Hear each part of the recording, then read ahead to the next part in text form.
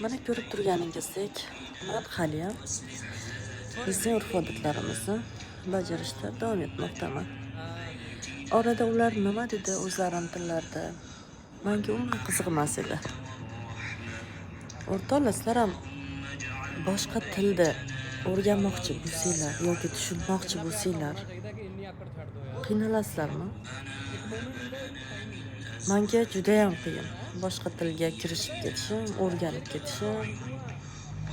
Shu uchun ahamiyatsizlikni yoqib olib, bilganimni qilib yuraveraman. ठीक है जितना किसी को खुशी मिलती है ना पुत्र छोड़ देने मेरी गल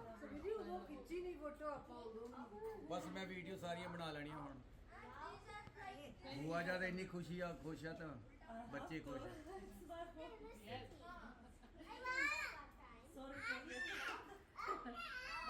है